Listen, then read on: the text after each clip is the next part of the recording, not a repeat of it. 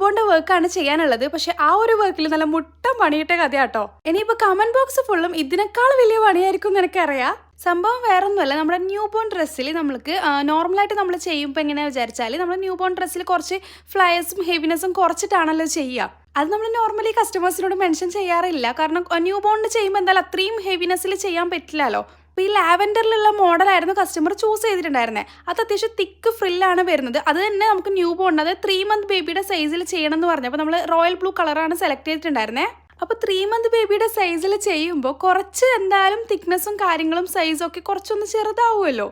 അങ്ങനെ കുറച്ച് ചെറുതാക്കിയിട്ടാണ് ഈ ഒരു ഫ്രോക്ക് നമ്മൾ ചെയ്തിട്ടുണ്ടായിരുന്നത്. ഡ്രസ്സിന്റെ ഫോട്ടോസും കാര്യങ്ങളൊക്കെ കസ്റ്റമർക്ക് അയച്ചു കൊടുത്തിട്ടും ആളൊട്ടും സാറ്റിസ്ഫൈഡ് ആയിരുന്നില്ല. നമുക്ക് ഇത്രയും തിക്നെസ് പോരാ, നല്ല ഫ്ലെയർ വേണം, അപ്പോൾ നമ്മൾ എക്സ്ട്രാ ആഡ് ചെയ്ത് തരാമെന്ന് പറഞ്ഞു. പക്ഷേ ഇനി ആഡ് ചെയ്ത് കഴിഞ്ഞാൽ കുട്ടിക്ക് ചിലപ്പം കംഫർട്ട് ആയിരിക്കില്ല എന്ന് പറഞ്ഞപ്പോൾ ആൾ പറഞ്ഞു വേണ്ട, അങ്ങനെയാണെങ്കിൽ ആഡ് ചെയ്യേണ്ട, ക്യാൻസൽ ചെയ്തേക്ക് എന്നുള്ളൊരു ഓപ്ഷനായി. പിന്നെ 1 year ബേബിക്ക് ചെയ്ത ഡ്രസ്സ് നമുക്ക് ന്യൂ ബോണിലേക്ക് ചെയ്യുമ്പോൾ എന്തെന്നെ ആയാലും കുറച്ച് സൈസിൻ്റെ കാര്യത്തിലും ഫ്രില്ലിൻ്റെ കാര്യത്തിലും ചെറിയ വ്യത്യാസം എങ്ങനെയും വരൂലേ.